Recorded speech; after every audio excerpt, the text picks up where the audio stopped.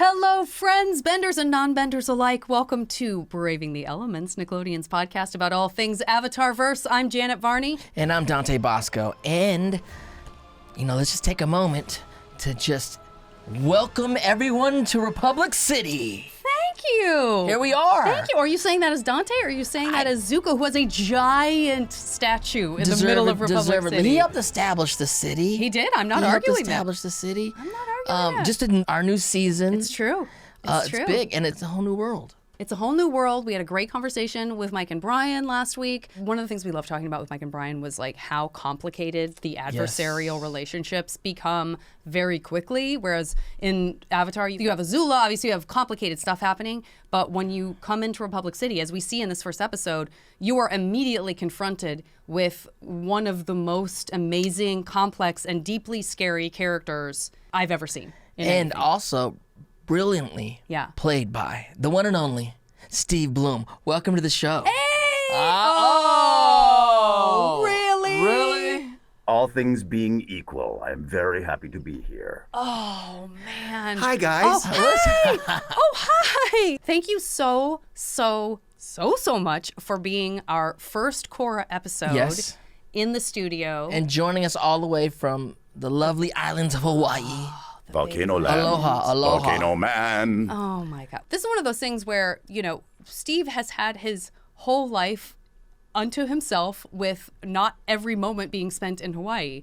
Yet, my association of longest and most fruitful and wonderful time I spent with Steve was when we were both at a con on the Big Island. Oh, wow. And I was falling deeply in love with the Big Island, and I thought I was so cool because I was going out and doing some snorkeling, and I would see some cute fish here and there, and then I ran into my friend Steve Blum, and he had forged a deep and abiding spiritual relationship with a sea turtle.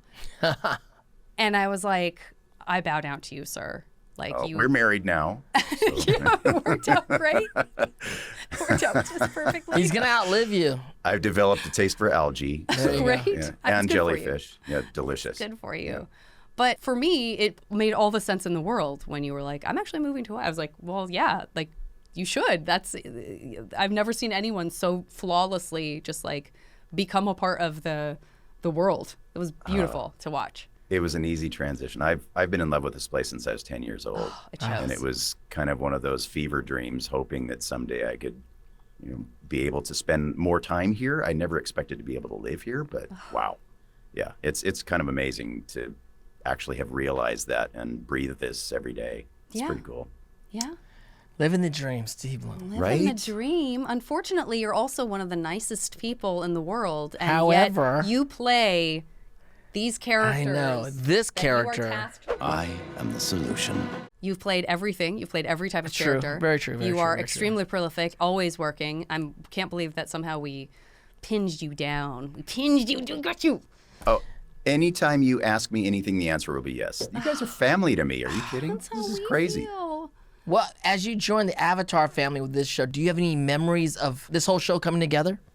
Yeah, lots of memories. I mean, first of all, I was just so excited to become part of the Avatar universe because I never got a chance to be part of the first series. And I always thought that was kind of a natural fit for me because of my anime background. So I was so excited to have the opportunity to read for Korra and then ultimately to get it. And I think one of my fondest memories is sitting at the first table read, which we never did for any of the other shows I was working on at the time.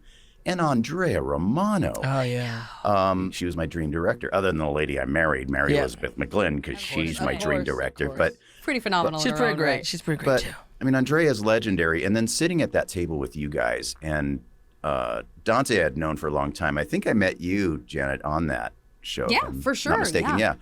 But I remember sitting at that table and going, oh my God, this cast is really good. Yeah. It's crazy. The talent on this cast and your performances too. Oh my God. I just felt like I better step up my game here. So I just remember the mixed feelings of absolute joy and excitement and a little bit of pure terror Yeah. You bring up Shared. the table Screw it up. read. Shared by me. A lot of, this is something that you do when you do on-camera TV shows.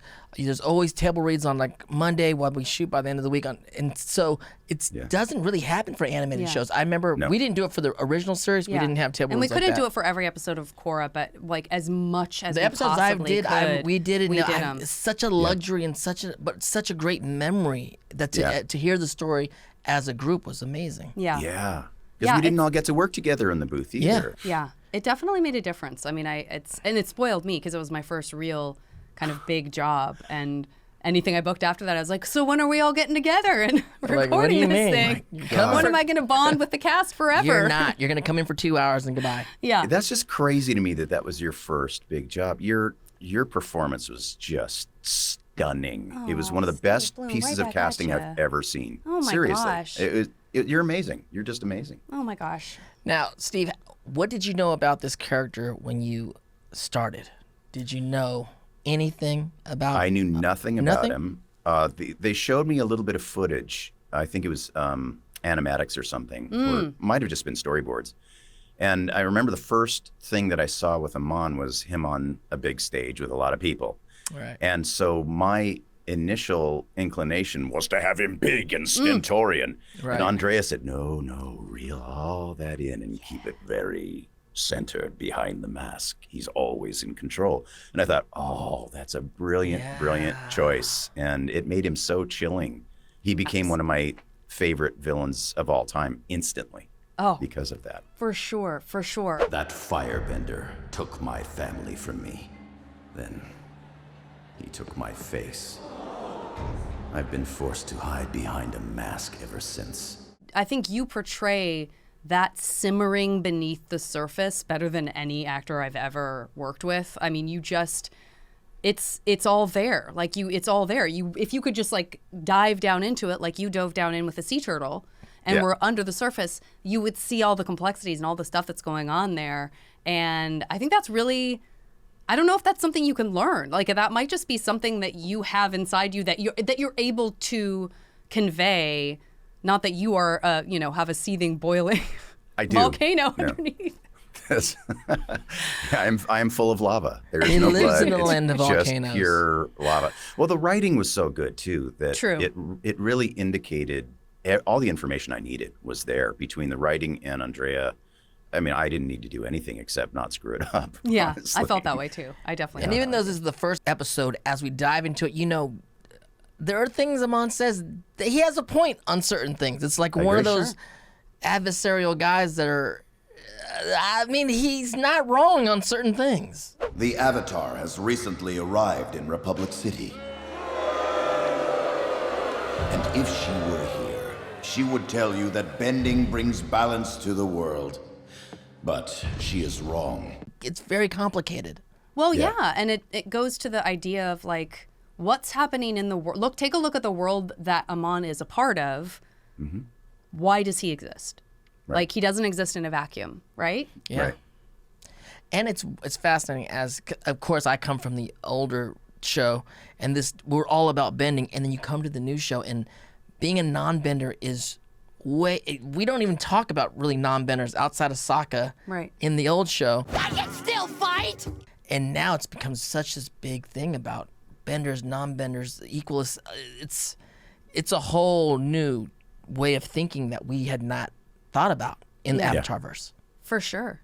And on top of that, just taking it out of the context of what is happening deep inside the show and putting it in the context of Mike and Brian and Joaquin and Ryu introducing the world to a new Avatar period, a new Avatar era, setting the pace, setting the tone, making the design what it was, putting the music to it, all of that kind of stuff is such huge world building. I mean, people always ask us like, oh, are you nervous because you knew that you were joining this phenomenal legacy because the first show was already so beloved?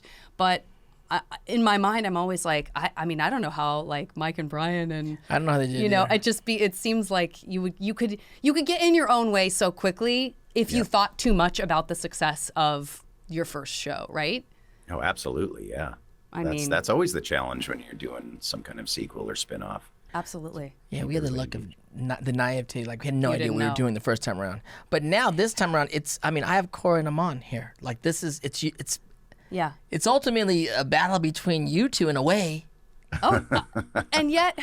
And yet... And yet we want to live here side by side in peace as friends. yes, We do. yes.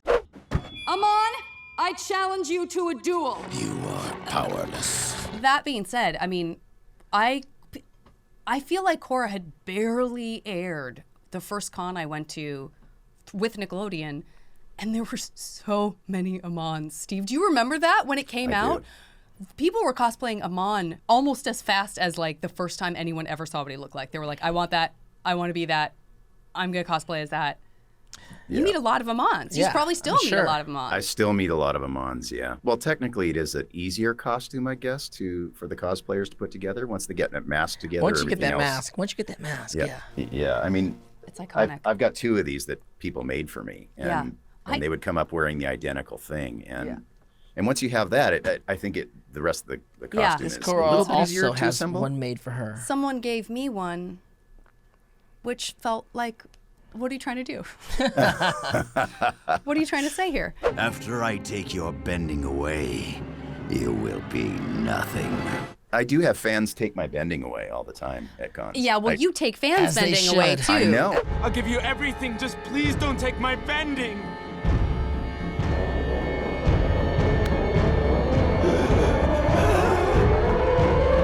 How dare I like you? to turn the tables on them, so I get down on my knees and I let them take my bending away. I for think their that's pictures. good. I think it's good that fun. there's a reciprocal thing happening there. But I very Absolutely. often, whether you and I are at the same con or not, like it doesn't matter if someone met you a year before, someone will come up to me and be like, help me. Amon purified me. He took my bending away. I'm like, you've been hanging on to this trauma for a year. Yeah. Why do you think I may be able to give you back your bending? Am I just commiserating with you? What's happening?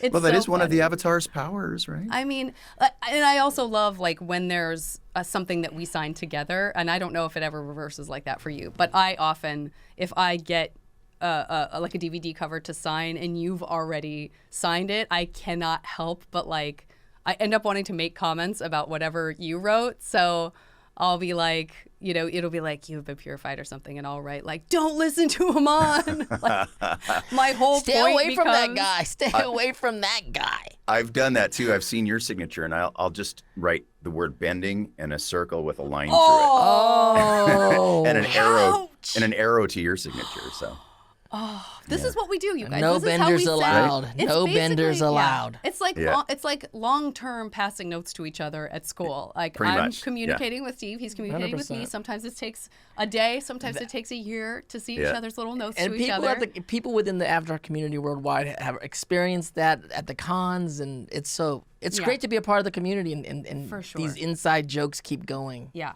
But when Isn't you're that doing cons, you are not just doing them for Amon because you are so Obviously, you have prolific. yeah. Can you tell us about like some of the other, like what are the other popular franchises that people just continue to show up for you for and love you for? well, here's a funny little known fact. Cowboy Bebop was course. my first big anime that I had done. I used to do nothing but anime back in those days. Legendary. But at the end of recording, when we finished my last session on Korra, Mike and Brian told me that they were Bebop fans, and that blew my mind. And What? And that Oh, they that definitely was one of the reasons that they let me come in and do the role. That's great. I don't know if that was true, but true. I've Oh, kind I'm of held sure. on to I'm that. If sure. you look it at the sounds like original them. sketches, they're inspired by Cowboy Bebop. Of course, Yeah. of course. Okay, so so Who's that not blew my inspired mind. by Cowboy Bebop? Yeah. That was like Yeah. the OG. Yeah. Yeah, so Bebop is definitely one of the top ones. Zeb from Star Wars Rebels. Oh. Yeah, Zeb well, I'm saying we did Reyes. Rebels together. I remember doing Heck Rebels yeah. with Steve. Yes, It's great. Yeah, this guy, Zeb There he Reyes. is, There yes. he is. Handsome guy. Let's see what else. Wolverine. I have all my props. Wolverine? right. Wolverine? Oh my God. Anybody? Back off, bub. Wolverine? Anybody? Perfect Wolverine. Is that, I mean, because that's something that I think if you're, and I know that you and I are very similar to this, and I know that you are too, because obviously we talk about it a lot as well, but we've just never lost that little kid feeling of like, how am I getting to be a part of this I know. world or this world, or how did I get to, and you've always been so grateful, and you're incredibly modest about it Yeah. all, and you're just very, you're as excited as fans are. It seems to me, you know, like when you meet people really feel that. They walk away feeling like, oh, he shared the experience of like, isn't it so cool? I know. I don't believe I'm getting to sign this Wolverine picture right now. Like, how is this happening? Yeah, I mean, gratitude goes such a long way in this business. And Dante came in, he was a guest teacher in my classes, which I would love to have you in too. But we talked about this, about the notion of gratitude and how lucky we are to be able to do what we do. For sure. And I worked so many awful jobs before I got to be a voice actor full time. And coming to the cons and hearing people's stories about how the stories that we're telling or that we're a part of, whether it's video games or animation or whatever, have changed people's lives for the better, gotten them through really hard times. And that's such a humbling thing. How do you not stay excited about that? 100%. And when I see the select few actors at conventions who are just kind of there by rote and signing things and taking the money and not even having eye contact with people across the table from them, they're missing the whole point. And they're missing so much life. These people have so many incredible stories and reactions to tell us, which has changed me as a person and as an actor. They're not tapping into that the role's also changing us. Yeah. Like that role, you're telling me the role changed your life. I'm looking right back at you and saying, you know, it changed my life also. Yeah. So like, that's the communication. That's like we share that. Yeah. Yeah. That's a really very special thing about the fact that, and it's a testament to why they're so successful. Like, there's a reason why there are more Comic-Cons now than ever, and there wouldn't be an appetite for it if those connections weren't real. If there wasn't something bigger and more special happening than just like, oh yeah, I went and I got a couple pieces of merch and I said hi to Steve Blum and then I was on my way, and I don't really need to do that again. It was fun, but it wasn't, you know. Everybody gets greedy for the experience of connecting and feeling like I wish, I mean, connect. if they were, when I was growing up, if I could have like met, you know, Luke Skywalker as a kid, Optimus Prime, I would, you know, Lion-O. I mean, I've met them now. I met these guys now as adults, but the idea to, when you're growing up and the ability to kind of have an interaction with them, it would be, I mean, right now I geek out as an adult doing it. Me too. We all do. I'm still that way. Yeah. Yeah. Exactly. Well, let's move into a couple of the questions that we always ask all of our guests on the podcast, whether they're from Korra or I'm getting back into. I know we're getting into the groove. Into these questions. You want to? Well, why don't I ask now? You can have strong opinions about this. You can have canon opinions about this.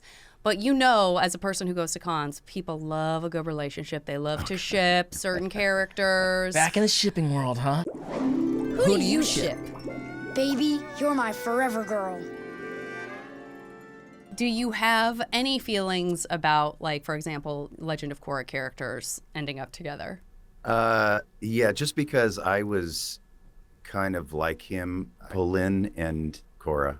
I know. I would have loved to see Bolin them and hook up. Korra. He tried so hard. I love Bolin. I love Bolin for so many reasons, and you know, he's a nice guy. Do they finish last? He's no, a nice guy. They don't. They don't finish last. They don't finish last. They don't finish last. He's a nice guy. But part of it is that, and this is a foreshadow report because we're just talking about the first episode today, but at the same time, we are getting, you know, we're laying the groundwork for the whole series, right? And you brought up Bolin. I think he's a really good example of why certain people are happy, because he is flexible. Wish me luck. Not that I'll need it. He will be really excited about one thing, and if it doesn't work out, with the flow. He will find something else to be happy about, and it's a really good reminder. Ironic he's an earthbender. We make he our goes moves with the flow. And yet he knows how to flow like water. He does. He can flow like water, but my guy's an earthbender. Yeah. He's irony. It's a good irony. That's what I think about with characters like that. I'm like, see, that's a perspective shift. Like, he's in charge of that. You know, he could be miserable forever, or he could kind of, you know, have his reaction and then Reminds me of move my on. little brother. I said, what kind of girls are you into? He goes, the girls that are into me. I'm like, there you go, bro. That's a positive choice in life. Great answer. That's a great answer. Animal Crossing. Hybrid animals. Let's talk animals. Hybrid animals in the Avatar verse. Do you have any? What's your favorite hybrid animal? I don't remember if I even saw the actual animal, but I just remember laughing at the Komodo chicken. I brought you some Komodo chicken. I know you don't care for it, but I figure it beats prison food. What a great crossover. I think it was just That's food, there a wasn't Komodo it? chicken? Really good. I think it's just. They talk Well, about you're gonna it. have to revisit that. We're gonna It have was to, food, I Yeah, think. I was gonna say it's food. I don't think we Yeah. see it being itself and it's Or just like a piece non-eatable. of- Yeah, but if anybody's so ever seen a big. Komodo dragon full Yeah. size, Oh. they are horrifying creatures. Oh, they yeah. will Dangerous. eat anything, and dangerous and poisonous. Poisonous. With They, it- have Yeah. they spit acid, right? Well, they can't. Yeah, they're drool. They're constantly Their drool drooling. is But if they acid. bite you, it's a poisonous bite. Yeah. Oh my goodness. But Well, they're and- huge too. And they can got a devour. chicken. And then you got a chicken. We all love chicken. In Everything the tastes like first chicken. series, if memory serves, you ride a Komodo rhino, which is such a great Right. combination Oh, yeah, too. yeah, yeah. Yes. They probably were Yeah. like, you know what? People were so afraid of that Komodo rhino. What if we just threw it in with a chicken? I'd eat the chicken Komodo, Chicken. the rhino Komodo. I don't know Yeah. if I'm eating that one. You probably would. It might be a little tough. A little tough, Might be a little little gamey. tough. A little gamey, that one. Well, and now that I have a golden retriever, the polar bear dog also, because it just reminds me Shout out of to her so Naga. much. Yeah. Yeah, they really locked into something with Naga where we see our dogs, and so many people see their dogs in her. Naga, wait. Because I feel the same way. They just Yeah. really nailed it. Hold up, I should have a vision of Steve and Mary out in Hawaii. I know. Golden retriever. I know. Yeah. I What are know. you guys doing out there? I gotta Yeah. come visit. This is crazy. I know. Dude, you have to. It's amazing. She runs the whole property. It's great. Yeah. And us. Well, that's as it should be. As it should be. What kind of bender would you be? I don't know if I want that kind of power. This is going to be very interesting because, of course, we are talking to a person who plays a character who is anti-bending. In general, I have an idea of what kind of bender I think you might be. Probably with some spoilers based Yeah. on stories I've just told. I don't know. But I actually have, I mean, I could also see you being any kind of bender. Like you are one of those very versatile people that Yeah, I could 100%. see being an avatar, quite frankly. But if you could only bend one element, what would it be? Turtle bender. No. Well, I have to just go from the experience of the show. And sorry if you haven't seen it. Can I give a spoiler? Yeah, If we they give a haven't little seen the We show? call them, It's been we call them what? foreshadow reports. Foreshadow We're just report. like, 10 we're just years. foreshadowing something. Yeah. Well, bloodbender, of course. 'Cause, oh my God, it is. That's a water that was- bender, my friend. That's water bending. That's Blood bending is water bending. a dark art. We don't do that. We don't talk Yeah. about that. We try not That to was do that. just so chilling. Ugh. It's still. I Oh, have it's PTSD super disturbing. about It's it. Yeah. super disturbing. However, Hama anyone? we all know I was going to guess that he was a waterbender because of the swimming And and Hawaii. Hawaii and being surrounded by the beautiful Although ocean. Hawaii so- is Fire Nation a little bit. No, absolutely. Hawaii is bit so right there, it's so close and has such a strong relationship to each element that you can't, that's an island, a series of islands that are standing in for, you could make the argument of any element there because can make it's- the argument. the Yeah. nature there is so beautiful and you can stay so connected to it in a way you can't in many How cities. come Amon has to go straight to bloodbending? Why? Why, Steve? Why? It's my nature. I'm The sorry. ultimate I'm sorry. control. But I do have to say, you mentioned something there about the island because years ago, the lava flow was out into these fields that went way, way beyond the crater. And you could actually hike out to the live lava flows. What? And I got within like 10 feet of live lava coming at me. What? And during that time, we had this squall that came through. So we had the rain coming down, the lava in front of me, big winds coming up, and new earth being created right in front of me. And you could actually sense the earth breathing underneath. Wow. And I felt like, talking about being at one with the elements, that was an absolute avatar moment standing in the middle of that. And it was not lost on us. We took so many pictures and just breathed it all in, and it'll change you. Spiritual. And That's very spiritual. It's amazing. yeah. I think that's one of the things that is so beautiful. And I definitely also felt that on the Big Island. And I'm just remembering right now that when we were at that specific con, if I'm not mistaken, that was when there was the earthquake in Japan where we got a tsunami warning. Yeah. And I was Yep. out on that Black Sands beach on the Kona side. And that's when my phone gave me and just the feeling of you realize that you're so insignificant and that's okay. Yeah. Like Right. there's something and that is the feeling that I have being in Hawaii in general. Just like just the feeling of like, you know what? I don't need to be the center of the universe. I don't need to matter. You know? Yeah. The release of that is actually very calming rather than being scary. Yeah. I mean, one of the defining moments for us to choose to live here was coming out onto the sand at night, stepping out of the light and looking up at the stars, and actually being able to sense the movement. Yeah. We just laid on the sand and looked up because the stars are so bright here, unlike anywhere I've ever been. And you really get the sense that you are on this spaceship hurtling through the universe. Yeah. Oh, yeah. And talk about feeling small and insignificant. It's astonishing. And we get reminded of that every single day. It's whale season now. We can look outside and see whales breaching. And it's like, oh my God, we're this little particle in this gigantic whale season universe. It's amazing. It's humbling. Yet, he chose bloodbending. Yeah, I know. And yet, if I could, I would. I know. And yet. I know.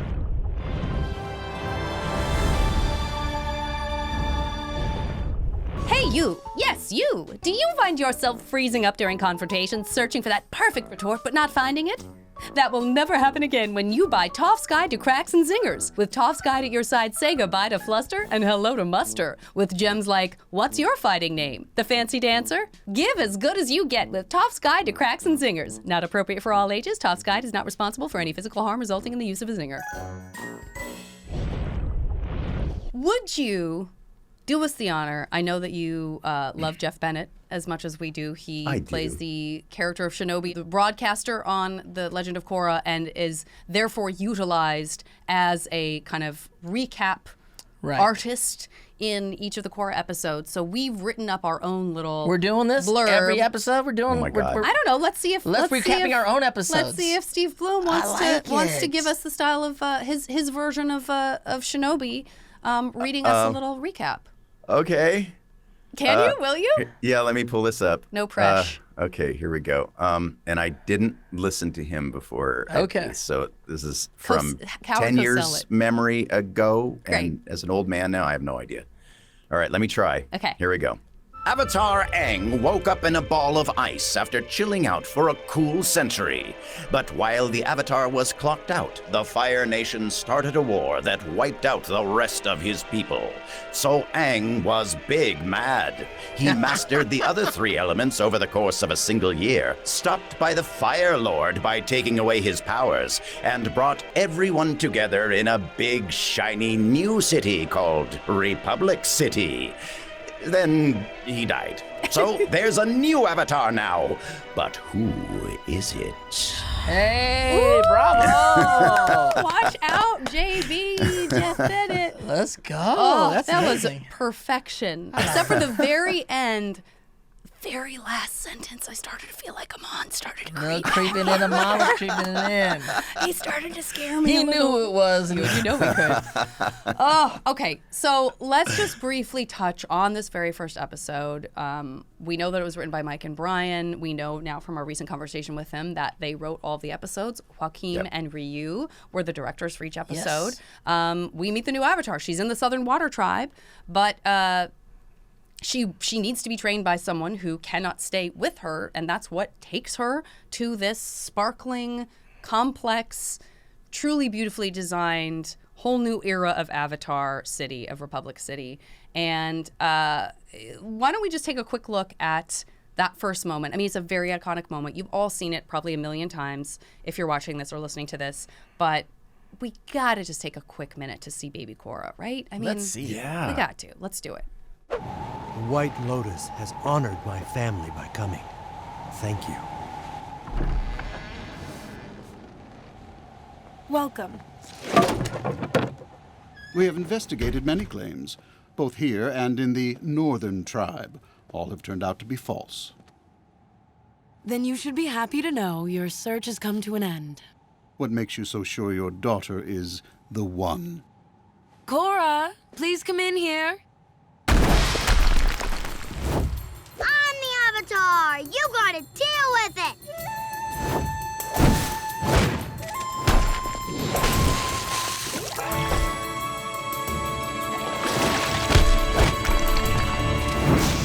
Comes in hot. She's coming in hot. fire bending, earth bending, water bending. Baby still got baby fat on. I was gonna say I can't even pay attention to the bending she's doing because her little belly and her belly button are so distracting she and got the cute. baby belly popping off, and she's bending everything at such a young age. Yeah. I do love seeing the mix of her water bending gear and fire bending gear. Like, we don't see that in the first series very much. We don't see like the crossover of, hey, we're representing two different styles of bending in one moment, in one outfit. It's kind of cool. It is cool.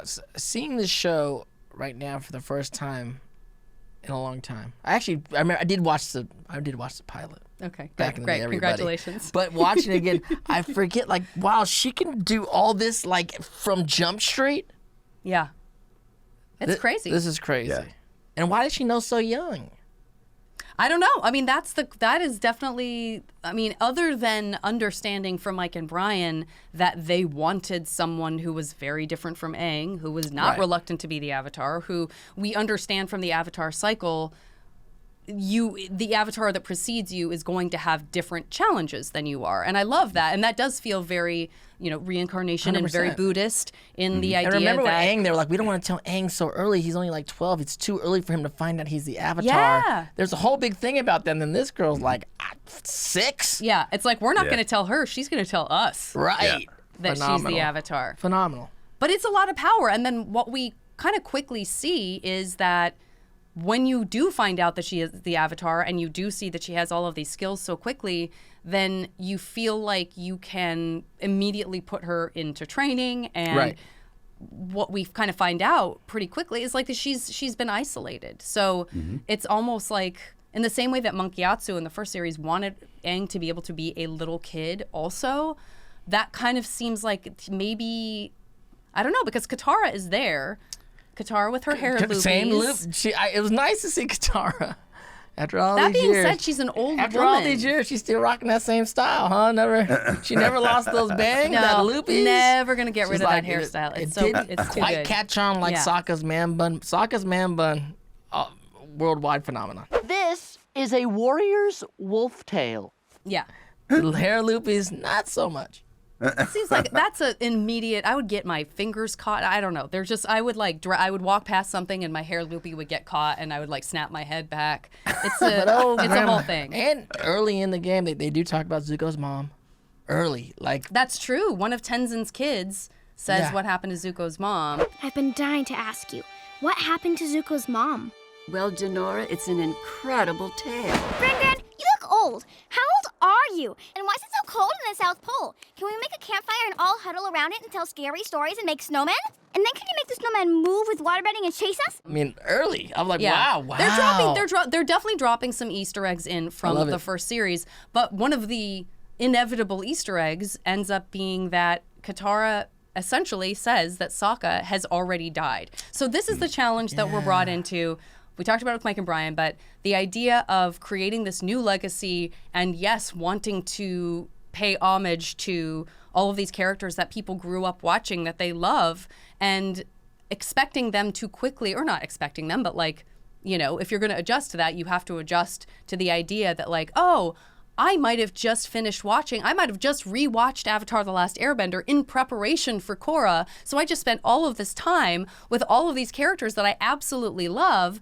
And then I start this new series, and one of the first things I'm told is like, hey, remember young, spry, funny Sokka? Remember Sokka with his boomerang and how funny and great he is? He's dead. Yeah. Get over it. Yeah. I'm just saying, to my two dads. I know. That's a little bit of a hole to crawl out of. They took, they jumped to another it's like same universe, but it felt like another world, another time. Yeah, not an easy I'm transition. proud of them for. No. Yeah. And how did it feel for you guys as actors knowing that what you guys came from, but now you're in a whole new, like you're in the same show, but a different show? Yeah. You just got to take it as its own thing, I think, right, Steve? Yeah, I think so. Well, I didn't really have any experience of the first one, so right. I came in fresh and stupid. And sometimes that's the best way to do it. It's the best way. Often the best way. We don't get in our own way when we come in fresh and stupid sometimes. Ignorance is absolute bliss. Yeah, exactly. It served me very well in this career. Yeah, me too. Well, it certainly has. All right, so let's just talk quickly about. We talked about Republic City. It's so beautiful. You see all of the influences that Mike and Brian mentioned. You see the East meets West, which they've always been so good at. Right. You hear it in the music. You've got Asian instruments playing jazz alongside 20s Western instruments. Very much felt like the Roaring 20s to me. Steampunk. Steampunk. Oh, the steampunk aspect of it. Did you ever go through a steampunk phase, Steve? I didn't really until I started going to cons, and for some reason people gave me steampunk stuff. Yeah. So I've got like goggles and The things. goggles. And then when I started going to the Renaissance Fair, I started really getting into that. Yes. So I like I've got that. lots of gears and hats and strange things that I never get to use anymore. That's a very fun style. It's a It very is. I fun love style. steampunk. It's awesome. And I like this because it's like I think they said steampunk light. Like Yes. it's not Yeah. it's not a character in the show, which sometimes Right. you see things and it's like, oh, the steampunk That's is the like thing, yeah. you want me to notice this more than you want me to notice the characters in some way.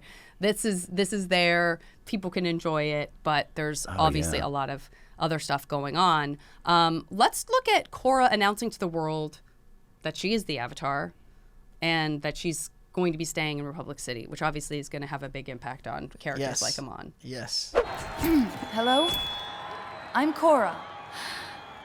Your new avatar. Does this mean you've moved to Republic City? Were you trying to send a message to the Triads yesterday? Will you be fighting crime or the anti-bending revolution, or both? Will you be working with Chief Beifong and the police? Yes, I am definitely here to stay, but honestly, I don't exactly have a plan yet. See, I'm still in training, but look, all I know is Avatar Aang meant for this city to be the center of peace and balance in the world. And I believe we can make his dream a reality. I look forward to serving you. I'm so happy to be here. Thank you, Republic City. All right, that's all the questions Come on. How do you want to handle this? So, the Avatar has arrived early. It looks like we'll have to accelerate our plans. Look how big Naga is. Look at that puppy. I know.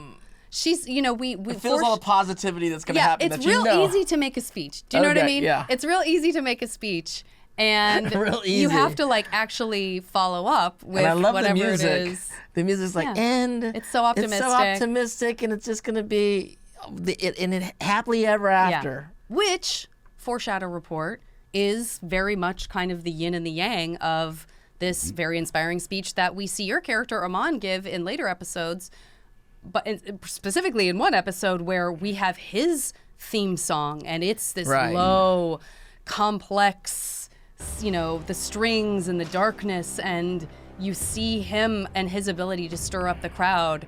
And it may be a different crowd. It may be a crowd filled with some of the same people. And it kind of seems like maybe Amon, again, foreshadow report, might get a better reaction. Like people, like what does the crowd want? What does Republic City want? Do they want a bright, chipper, optimistic Avatar who's like, I can do it? Or do they want someone to say, I'm going to tell you like it really is. Yeah. This place is broken, and I'm going to fix it. Well, it's fascinating because they're, of course, it's a positive thing that Aang and Zuko put together, the Republic City, and you bring all these diverse community together. Not unlike our country, diverse country. And just because this idea of something beautiful to happen, and when it's happening, Yeah, it's messy. it's messy. Yeah. And you get to see in this show the messiness of benders, different kinds of benders living together, non-benders, how people are being reacting to this whole thing, and power, politics. There's a lot more things going on, mature things going on in this show that that I was not aware of when I was first kind of diving into it. Yeah. Well, and to be fair, I mean, when Korra took the stage that time, she didn't really necessarily know what she was going to say. She had not practiced that. Good point. And so, a lot of people, I'm sure, would love that, genuine, authentic delivery of something.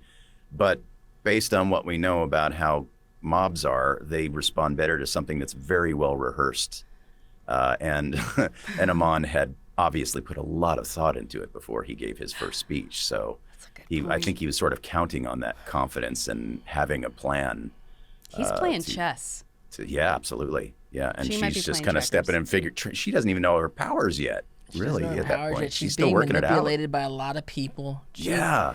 she has her own intention of what she's doing coming here, and then when she gets here, there's a lot of other people with other intentions and other kind of agendas going on that are all reaching and grabbing at Korra, and she's at an age where she's getting bounced around. Yeah. Yeah.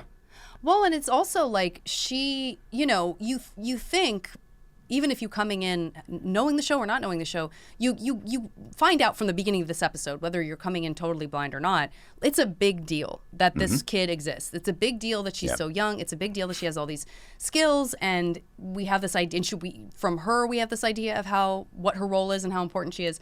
And then she gets to Republic City, and a lot of people are real ho-hum about her being the Avatar. Right. It should also tell you a lot about what's going on, is that, the people are like, yeah, whatever, you're the Avatar, like, a lot of good that's gonna do us. Your Avatar title might impress some people, but not me. Like, that's a very interesting reaction to have. Well, yeah, it's true. But if you think about some it, people are benefiting from the gang warfare, I guess. Yeah. Totally. Yeah. Or they see the gangs as benders, and they see Korra as the ultimate bender, and they're like, great, bending is the thing that we hate right now. Yeah. Why would we want you to do more of it? Like, no, thank you. It's true, and as we see, it's 70 years down the line. We're no longer in rural parts there's technology going on. There's vehicles. We're not reliant upon benders to do. We're in the middle of an industrial revolution. There's things going on, so maybe the benders are not as respected or needed as they might have once been. Ooh, that's kind of a chilling thought too. Yeah. I don't know. It's kind of uneasy. This is an uneasy first episode, intentionally, but it's beautiful. It's still uneasy. But you walk into the world, it's beautiful. It feels like the Avatar that we knew, but modern. The costumes are modern. The music sounds different. The vibe is just newer. Air Temple Island is kind of the closest to the original series, and arguably closest to where you live now, Steve. Like, if you lived in Republic City, true. I would put you right on Air Temple Island, away from like the crazy. Sitting on top of it right now. There you go. Exactly. 1,800 feet up. Oh, so amazing. So amazing. So how are you guys feeling this first episode? These years, you too, Korra. How, like, doing the first episode, do you have any memories of feeling just embarking on this new show? I mean, Steve, I don't know. You have worked for so much longer and done so much more than I have, but I wish I could say that I was like as confident as the Avatar was. But I was like, and it's like, I was looking at my watch like, and I will be fired approximately, No, it is true. Whenever you're starting a new project, it's always in the back of our mind, like, they can fire us. This is the first episode. It's very easy to replace me. So easy. You're having I'm sure Steve was not feeling that way. You were killing it. Oh, no. I never take anything for granted. True. Just, makes me feel better. Sitting in that room with that level of talent, I'm just thinking, oh man, I seriously, I think about stuff like that. I really hope I don't screw this up. 100%. Because it's so good, and I want to be part of it. And you don't have the character yet fully. Like, you're in the first episode of something, first few episodes, and you don't have that character 100% confident with what we're doing. We're still, you're listening to the director for notes, the creators, you're trying things out, and you're like, you can fire me at any moment. Yeah.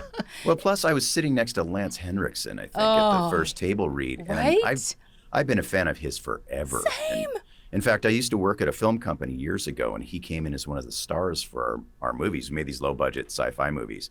And he played the Grand Inquisitor in Pit and the Pendulum. It was Stuart Gordon version of Pit and the Pendulum. And Lance came in, and I was all the way down at the end of the hall. And I just hear this big booming voice, and it felt like the walls were flexing. Come on, how do you want to handle this?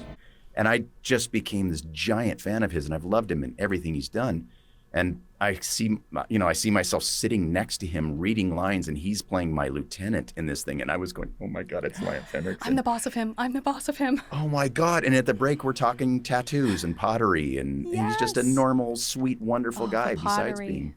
Yeah. Oh my God. That's so intimidating. I felt the same way during the table read for Korra. I'm sitting across the table. I look at this angelic woman, elderly lady, and I'm looking at her. I'm like, is that who I think it is? I look at the call sheet. It's Eve Marie Saint. Yeah. Oh yeah.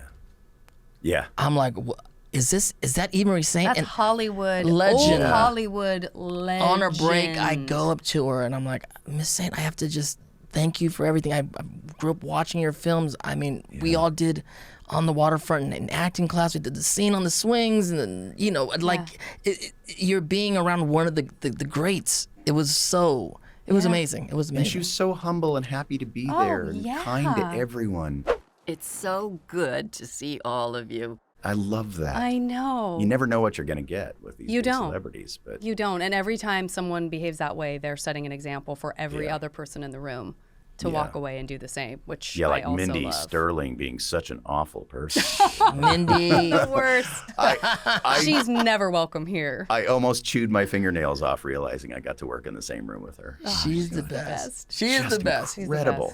I've got to do some improv with her. Yeah, at love Sketchfest. I've gotten to do I some was improv nervous with her as because I'm like, well. it's Mindy Sterling. She's amazing. I know. Yeah. I know. All these different legends from all these different fandoms and all these different art forms as well. Like they, you know, we're not just bringing in. They were bringing in people that maybe hadn't even done voiceover before in some cases, but they were still people that we all were like, oh, you got like every single season was They were just so good, stacked. though. Everybody was so good. Everybody was so good. Yeah. Yeah. Amazing. Lance Henriksen, did a con with him. He was like, I make a pot, I break a pot every day. Yep. Got to break a pot. Got to break a pot so you can let go. Make a pot and break a pot. Of perfection. Oh, that's cool. Right? You didn't tell me that one. We actually have a piece of his pottery. We have a plate that he made for us. Yeah. I got to see it. We'll come see it when we come stay with you. Yeah, Mary was doing a session with him and was begging him to bring a piece, and he kept forgetting, and then finally he came through, and we have this beautiful piece that we cherish. That's Protect beautiful. that thing You with might our have lives. to text me a picture of it. Yeah, it's really cool. And tonight's most valuable bender is... I can still fight! Let's talk about who had the most valuable bending and non-bending in the episode. Most valuable bending in this episode. And that's a subjective question, Steve. Like, what makes the bending valuable? She asked him on. Wow. What is it Korra busting up the? I don't know. She kind of destroyed a lot of stuff when she was busting up the gangs. Did. Yeah, I mean, it felt to me like the earth bending was pretty effective. That's true. Just being able to knock people off the platforms and whatever, and in the street too, going after gangs and just stepping down and big things flying them off. For what we know now, I mean, it feels important that Korra's bending and saving the shop owner and taking on these gang guys, and it feels like, oh, that was awesome. Korra just got to town and she's here. Yeah. And she's Gotta be easy for her. I caught the bad guys for you, officers. She's cleaning the place up. That's right. Yeah. It kind of reminds me of like Avengers Civil War, right? Where they're like, Yeah. you were destroyed all of this stuff. Right. At a certain point, you're still like destroying a bunch of city buildings and stuff. She like, did destroy control a lot yourself. of things. She did destroy You a lot know? of things. They're running away, still destroying. Car, throw it into the building. Like there was a lot. It was a little, she's over. Yeah. She's She's like a little excited. Godzilla. Good intentions, but there's going to be collateral damage. Sorry. There's a lot of collateral damage. And, I love that comparison so much right now. I mean, Lin Beifong tells her, right? Yeah, he's not. She's She's not happy about it. And it's great to hear that she's a part. She's Toph's daughter. For sure. That was like a big thing. Oh, that's Toph's daughter. But then she wasn't happy with her mom. Yeah. Yeah. It was. I'm confused. Coming from the old world, I'm a little confused. I'm interested. I'm confused. Miss Beifong, you're kind of sour, but Korra's messing things up. All right, but yet she did. You're right. She did ultimately. Maybe she'll help repair some of the damage. I know. She So did I feel that's save valuable. Her heart was in the right place. So we'll give that to her. Valuable to the shopkeeper. Valuable to the shopkeeper. And Sugar Daddy Tenzin paid for it all. So That's it's all right. good. If you would be so kind as to drop the charges against Korra, I will take full responsibility for today's regrettable events and cover all the damages. I know. That's right. He came in and was like, "All right, I'm going to own this." And then what about non-bending? There's definitely a lot of like advice in this episode. Like, I like that Katara tells Korra, you have to. I understand as an authority figure that you respect. I understand that you have to forge your own path. I understand that you need to go out on your own. You have been kind of cloistered as you've been training for so long. Like, maybe this is the time for you to kind of go and find your own destiny. Yeah. I don't know. Is that the most valuable bending? As I'm watching this first episode, is Tenzin becoming the Uncle Iroh-ish of the for us? I'm feeling it happen. Having that parental figure that's giving that kind of guidance. Aang's son, which is cool. Yeah, very cool. It's just, I'm learning these new characters. I'm kind of, again, I don't know if I'm supposed to be drawing parallels to people from the old series, but I have a natural inclination of doing it. Happen. Absolutely. Right, and I don't think it's exactly Uncle Iroh, but I'm feeling Uncle Iroh-ish vibes. I don't disagree with that. Any thoughts, Steve, for non-bending, some sort of action or thought or advice or anything that kind of stands out in the episode to you as being kind of the most valuable? The use of force with the chi blockers. That's non-bending, and it's incredibly powerful. It's non-bending, incredibly powerful, and that kind of threw a wrench into what I knew about bending. Yeah. Seeing that for the first time, it's like, 100%. Oh man, yeah, and I don't want to get hit by one of those. Even if I don't have bending powers, that's gonna disable my kidneys. It's true. You're like, if that's what they do to benders, what's going to happen to non-benders? Yeah, somebody figured this out. So. In the last series, we got a feel of that with Ty Lee disabling Azula and Katara, and now seeing it kind of progress. Yeah. So now with this, not just one Ty Lee doing this. Yeah. There's like a gang of chi and blockers. And they're really proficient. And they're they're ninja, moves. and they're steampunk. And they're ninjas. Yeah. And some of them had, what were they called? Kali sticks, I think? Yeah, Kali sticks. The electronic. Kali sticks are Filipino. Kali sticks, yeah. Martial arts. Which was also pretty amazing. Yeah. They were that effective. Yeah. I mean, yeah, they have, they're not eschewing technology. They're just not benders. They're still like, what can I use? Well, I'll definitely use some really cool gadgetry. You know, I don't have to just block your chi with my fingers. I can also do a lot of other damage as well. They're definitely very intimidating. So there was power in that. I was wondering how they were going to pull that off, but you know what? That seemed pretty effective to me. I think you're right. That's great. I think you're right. I'm with that. The chi blocking for sure. And it's again, we're in a new time in this world. I mean, seeing the metal benders cops with the metal bending things going on. All of a sudden, it's like a world I know, but we're in the future, and there's so many questions I have and so many things where my mind's going. Yeah. You know? Okay, I want to get your predictions for what's going to happen in the next episode. But before we do that, My cabbages! Quip or Cabbage? Sorry, Cabbage. We want to do a little something with you, Steve. We call Quip or Cabbage. This is going to be new to everyone. We're going to have some fun with that this season on Braving the Elements. We are going to, I'm going to read, or you can read if you want, 3 quotes. 2 of them Amon did say, 1 of them Amon didn't say, and we'll see if you can identify which is Quip, which is real, or Cabbage, which is okay. So, Quip or Cabbage. So here's the first quote. Going to be so many insulted cabbages out there. I know. I'm sorry, Cabbages. Did Amon say this? The era of bending is over. The new era of equality has begun. And you can wait till the end. Number 2. Answer. Okay, so that's 1. Number 2. I'm done hiding. Are you? Let's both take off our masks, Avatar. And number 3. I told you I would destroy you. I was doing my best Steve Blum there. That was good. I'm fired. I mean, I was going to say, I don't know. What do we feel? What do we feel? A, B, 1, 2, or 3? Which one did you not say, Amon? So one of them definitely is not Amon? Yeah, yes. One of them definitely is not. Okay, so I know for sure that 1 and 3 were something that Amon said. Correct. Ah, the era of bending is over. Ding, ding. I told you I would destroy you. Those are the only lines I remember from the show. That worked out. Fortunately, that worked out really well. The era of bending is over. I told you I would destroy you. Well, I wrote the mask one because I thought we would all remember if Amon just in front of Korra, like early on in the series, was like, "This is here's my face." I wouldn't have known that necessarily if I didn't know the other 2 quotes so well. So you still came out masterfully. For a second, I thought Amon's gonna take off his mask and it's just Ty Lee. My aura has never been pinker. Just upset. She's just like. She's not. She just decided to become a dictator. She's over it. Oh, God. Reminds me of the Green Goblin a little bit. Oh, yeah, Green Goblin. Spider-Man.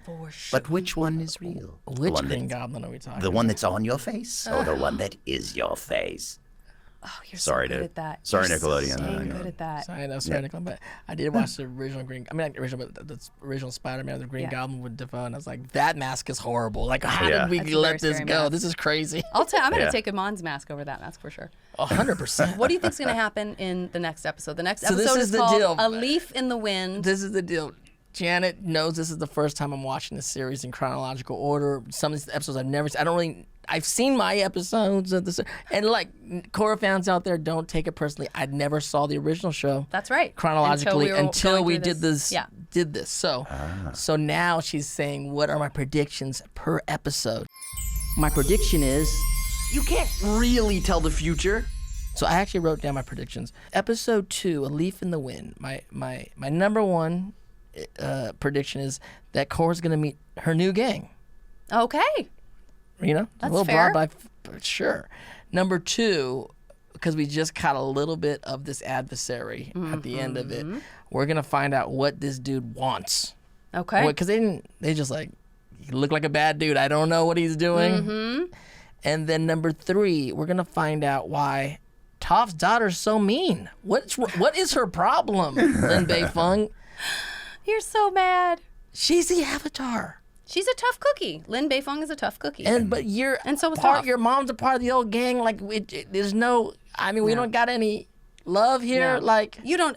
There's too much going on in the city for her secret to handshakes. Nothing It's like tough love. We're fam. It's We're all tough family. love. Tough Yeah. love. It's tough love. Yeah. Steve Blum, you're so I right. love Lin Beifeng. That was one of my favorite characters. I So do far, I too. just met her recently, and He's not feeling it. That sweet. Well, maybe she'll turn into a cuddly polar bear dog. Who knows? We'll see. We will That's see. what We will see. We'll see how true your predictions prove. Steve Blum, thank you so much for joining us. Thank you, Steve. We love you. We love you. We having miss me. you. We hope to see you in real life very soon. Yes, Let's indeed. do this again in Hawaii. Okay. Oh, yeah. Let's do that. I'm going to go pack my bags. I'm not even going to finish this episode. I'm going to get up and I'm going to go Okay. pack and you finish this. Okay. Okay. Thank you. Steve Blum, thank you so much. Thank you, guys. It is always an honor and a privilege to see you both. Thank you so much for having me. I miss you too. I know. And thank everybody out there. We'll see you guys next week. Bye, everybody. Bye. Dive deeper into the world of Avatar with more of our award-winning podcasts. Avatar Braving the Elements is available right here on the Avatar Legends YouTube channel or wherever you get your podcasts. And catch more Avatar: The Last Airbender and The Legend of Korra on Paramount+. That's the stuff! You are my hero!